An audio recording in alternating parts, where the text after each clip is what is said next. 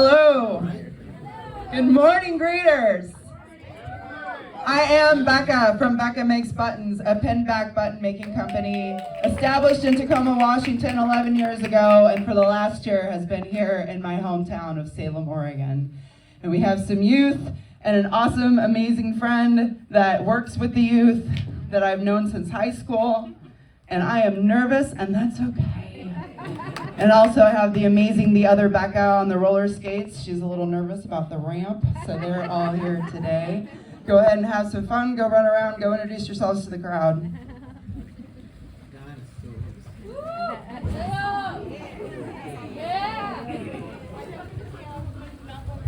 So before I get started, I'd like to give some shout outs to everybody who helped me put this together today. So first off, give a big round of applause for all of you for being here today, for showing up on a Friday morning. Thank you so much. So Michelle Ashley from Michelle Ashley Custom Cakes, she's the reason I'm even at Greeters. She was the first one to invite me and bring me down, and she provided the delicious pastries that you all had today. Betsy Rose from Rose City Balloons did the beautiful pillars out by the table. Kevin and his team here at Northern Lights provided the coffee and the space for us all to get here together today. And my partners, Rock, thank you so much for being here. Home Use Services, my right hand, the other Becca, and my spouse for filming, thank you. And Salem Chamber, and like I said, all of your wonderful selves. So I didn't put it in here, but thanks Naomi for the reminder. If you'd like to follow me on Instagram, it's at Becka Makes Buttons, and that's with a CK. So easy to find, at Becka Makes Buttons. My email address, beckamakesbuttons@gmail. Everything's beckamakesbuttons.com. So what do I do? Right? I make buttons.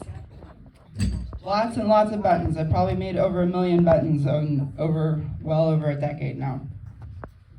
So, why buttons? Why anything?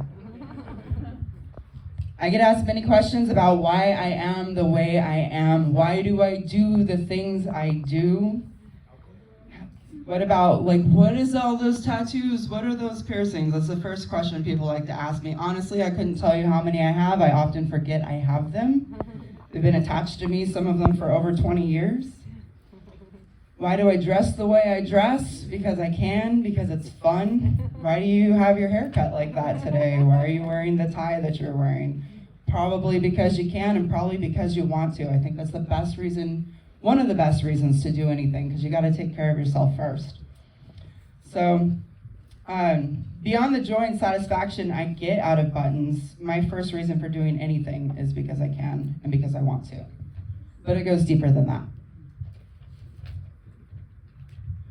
So buttons are the only thing in my life that I have never questioned if they were good or not.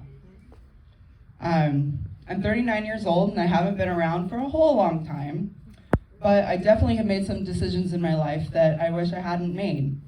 And I'm human and I make mistakes. I also come from a pretty rough upbringing and an extremely dysfunctional family. And the lines between what serves me in my life and what didn't was really hard to navigate. But buttons I've always been solid on. They've helped me to build lasting connections with others and overcome my anxiety and depression. At 8 years old, I was diagnosed with PTSD, post-traumatic stress disorder, and I had anxiety so bad that I would have panic attacks and I would pass out. Due to my depressive disorder, I would sometimes shut down for months at a time. My general anxiety disorder makes it really hard to talk to people if I have nothing to say, which is why it's pretty rare for me to approach you if I don't have anything in mind that I want to say right off the bat. I'm not being rude, it's just hard to connect sometimes. I can easily get overwhelmed when I want to meet someone. It's really hard sometimes to just say, hi, I'm Becca, and I just want to know you better. But buttons are a little slice of instant gratification, and they're versatile. You can put anything you want on them. You can put your favorite band, you can put your favorite business, you can put your cause, anything. They've been around since the 1800s. They were there with the very first election with George Washington. I can get really nerdy about buttons. I'm gonna spare that for you today because we are here for a button party and you all will get to make buttons if you want to before we leave here today. So buttons are simple to make, easy to manage, and sometimes something I can easily control, which is vital for an addict and a trauma survivor who has lived most of her life feeling out of control. I just got to celebrate 10 years sober. And thank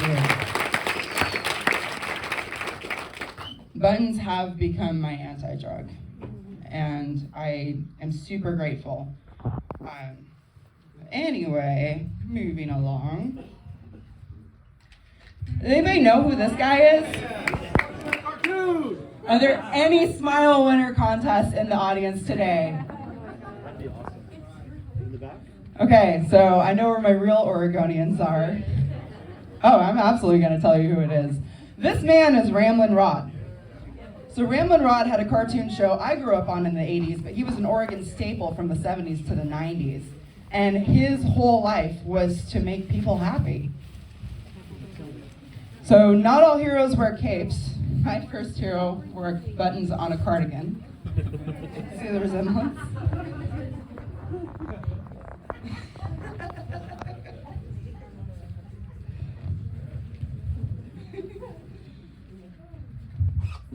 So he was, like you said, he was an Oregon treasure on public access, and then on to KATU 12. Every Oregon child that had access to a TV wanted to be on his show and wanted to meet him. It was like, if you could meet Ramblin' Rod, if you could be on that show, you really made something. And if you actually made it onto the show and you gave him a pen or a button, he would give you one with his face on it. Now, this is not the button he gave me when I was 3. I lost it over the years. My husband actually found this at a vintage shop in Portland. But he did give me my very first button when I was 3. And for a little girl who was kind of shrouded in a world of darkness, that was one of the brightest moments in my life. And it really planted a seed that has stuck with me for the rest of my life. And there's stairs there. So when I was 8, I got a membership at the Boys and Girls Club on Summer Street, and they had a button press in the room. So my mind was blown. Not only can you get buttons, you can make buttons. And so I made my first button at the Boys and Girls Club. And it started something in me that no matter where I went, if there was a button station, you could not get me away from it. You had to drag me away from it because I just loved the instant gratification. It was something I could do. It was something I knew I was good at in less than a minute. And there it is, in my hand, a finished, complete product. So, the thing about joy is it doesn't really grow if you keep it hidden. Joy is something that must be shared and given away, which is the reason my button shop exists.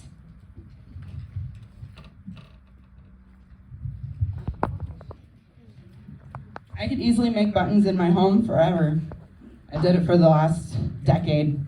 I've been making buttons for bands and businesses and all kinds of things in bulk, but in 2016 I started traveling the West Coast and hitting various festivals and things, and that's kind of where the Creation Station grew to become what it is today. Opening up my shop in Salem was a way to bring it back home.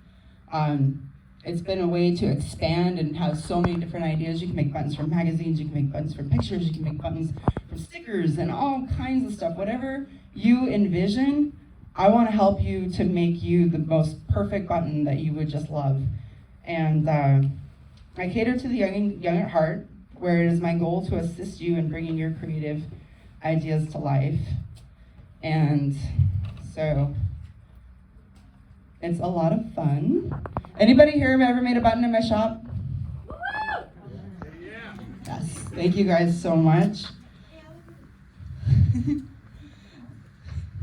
Yes, lots of fun. So my life is greatly enriched. It helps to keep me sober, it helps to keep my head screwed on straight because of the button shop.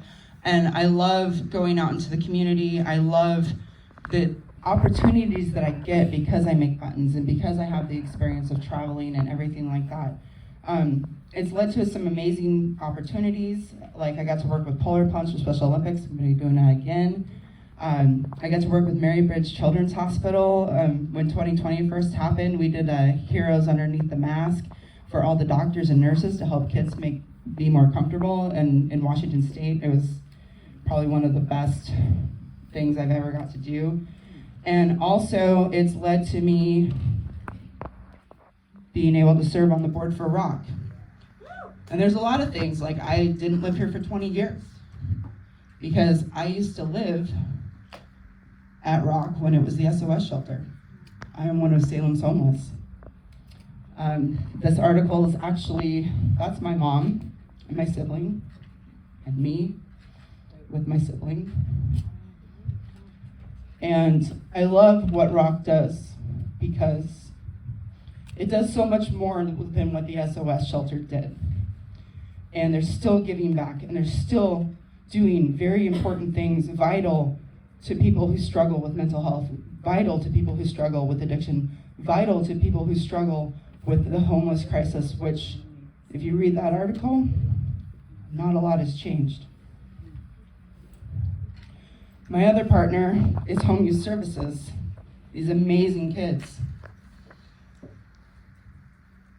The Youth Empowerment Program is such a great thing, and as business owners, I really encourage you guys to jump on board because you have an opportunity to give a youth a chance to get some vital job skills to work with them with whatever they're struggling with.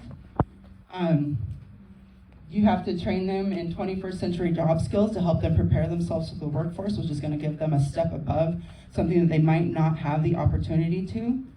And I am also a home alum. So this over here, if you would recognize that smile, that's me and my best friend. And I was a youth ambassador for Home in 98 to 2000. So everything I do is giving back to the things that existed when I was here, or something better that I feel is still at the core. As an adult, it is really important to continue participating in these programs that I believe in, that I know because I'm a living testimony that they exist and they are good. So,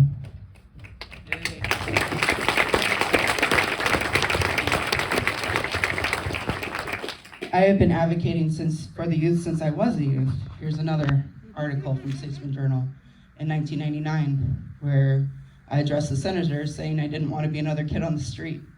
6 months after this was printed, I'll let you guess where I was. So I have some amazing people that I have met in this last year to do more and to be more and to branch out into the community. Super grateful from everybody here. Salem Capitals let us do an awesome thing with Rock and just celebrating mental health awareness. There's so much stuff that's going on with that, which is so important and vital because a lot of us, especially after the pandemic, really struggle. But there is a way out and there is hope and there are things you can do and there are tools out there that are available, and I think we need to shed more of a light on this. Which brings me to what's next, because I always tell you guys that I am establishing genuine human connection through the art of pinback button making. And what that means is that everything is so much greater than buttons, and all I want to be is part of something bigger than myself. So,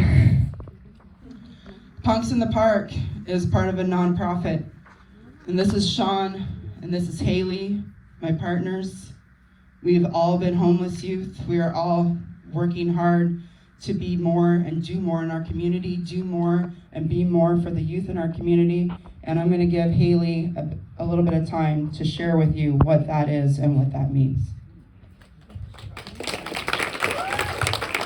Hi guys, I'm Hailey. Yeah, I'm the emo one.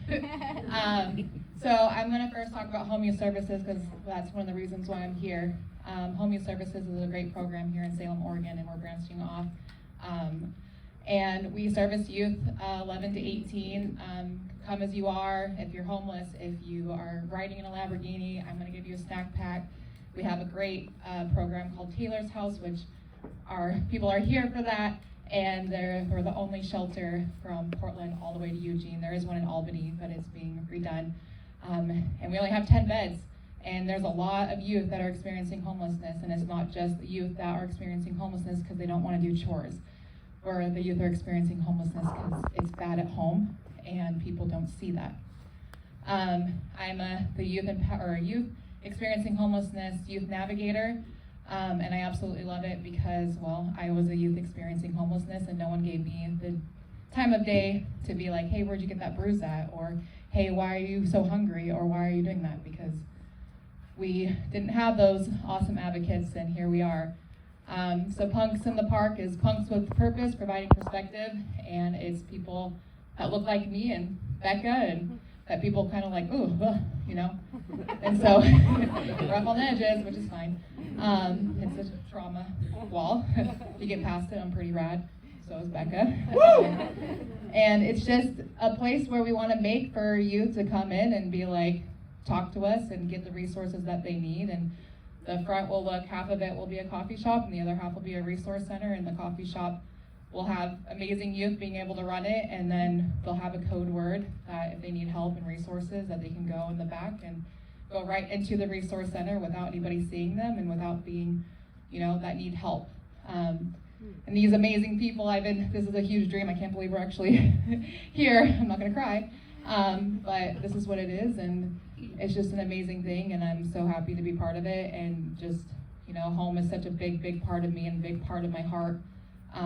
I wish I had somebody like me, and that's what I became as when I was 16 and sleeping on a bench, and I'm like, dang, I really wish I had somebody that would listen to me and help me. And I made a vow on that bench, and I'm like, I'm gonna become the adult my younger 16 needs while wearing fishnets and Converse, and that's what I'm doing. So I appreciate it if you guys take the moment to look at home and help with the youth action or youth empowerment program and sponsor a kid, or even throw money at it, or sponsor somebody. Like, get your voice out, be the adult the younger you needed and deserved. So thank you.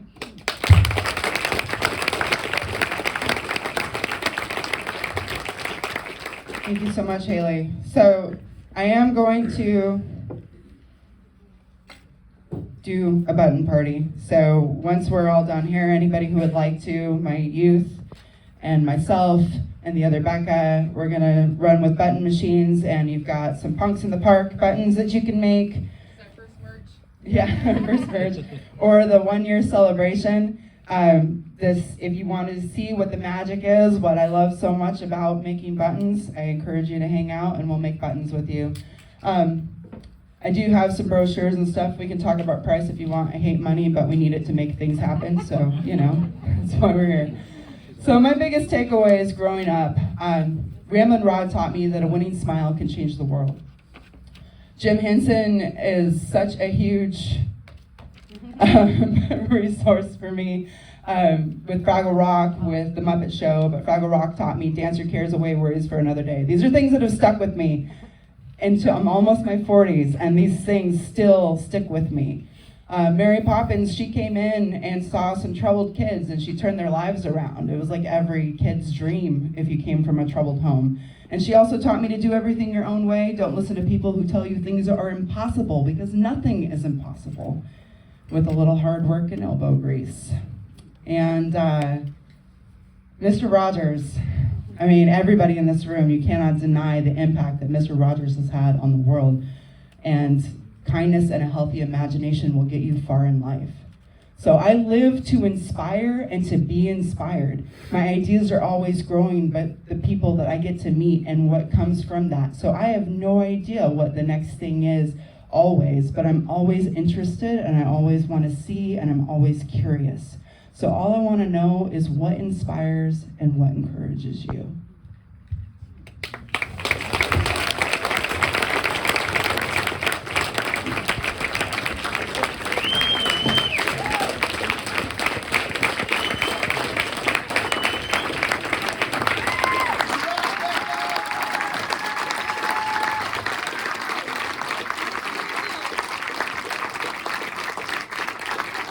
This woman is my right hand since the day I opened. She has been there.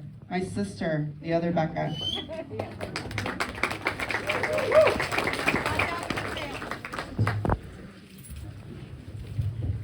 Is there any questions for Becca? It's okay, I don't Okay. So when it comes to the Resource Center, is there any type of donations, anything that you guys could use? Obviously money helps, but clothing, things for young women, young men, anything like that? 100%. I'm gonna let Hailey answer that one. I mean, money is good. Like, for home use services, we are always looking for great donations. We have youth that need clothes, and I love when people bring in clothes that are the older generation, but the youth are more funky and gothy and have their own style now. So clothing is always good. Shampoo, conditioner, deodorant. I'm gonna say that again. Deodorant. Toothbrush hygiene, those type of things. Socks, underwear, things that like you take for granted, like having a clean pair of socks and that don't get wet, like being on the streets. For youth experiencing homelessness, tents are a big one that we need right now. Deodorant, socks, and just shoes. Like things that you don't even think about. So if you have like extra camping gear, it doesn't have to be new. I mean, it has to be good, but not new. So if you have, if you guys look on your table, we have buttons here. Thank you. From a great shop, I know. And it has a QR code on here, and this will lead you to any of the resources that youth may need, including us. There's also a card on there, guys, that has all of our information. Becca also has my number, and then these cool stickers too. So like put these on your things, like, and if you have a youth that needs resources, this is where it's at. QR codes are really cool. So is there a donation link on, I don't have my reading glasses, is there a donation link on this card? You can either drop it off, or you can send a donation, and then we'll send you a donation slip back, like you want to. Okay, but so how do I make a donation? Oh, right now? I'll give you my bill. Or today, or tomorrow, next day? Empower me. Okay, so you can either, we can either take it and we can send you a donation slip, or you can drop it off or mail it. The address is on there when you get your reading glasses. It's tiny, so if you need someone to read it for you, I can get that for you. We will soon have something to do it online, hopefully. Maybe, I don't know, that's above my pay scale. But yeah, so hopefully we can set that up.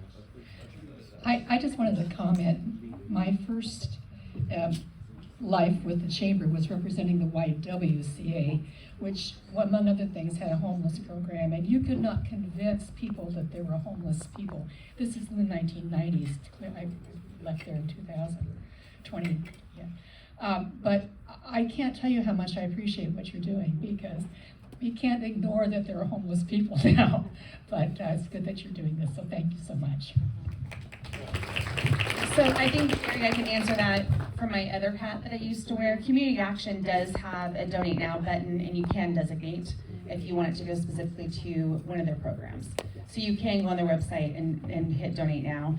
And they did talk about Taylor's House, and I'm sure you guys remember that United Way was instrumental in getting that up and going. Taylor's House does not want you to come by and just drop things off. Please reach out and work with them prior to just wanting to help those youth. It's not wanted that you just drop by. They're very specific on what they need. And okay, is Trisha here? No, she's not. Okay. Cisco, do you want to come back? Oh, Cisco's here. Okay. Come on. Come on, Cisco.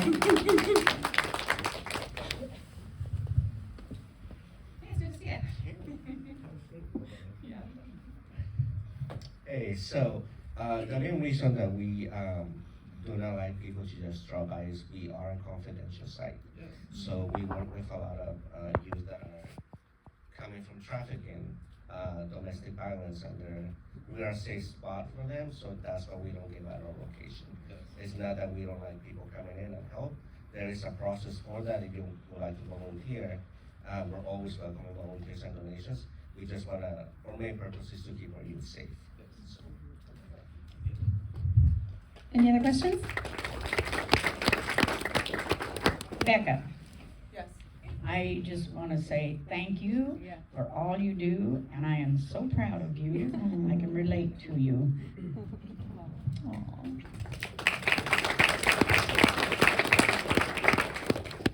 All right, let's draw some door prizes. Becca, you want to stay up here? Oh, I'm sorry. I'm the other Becca.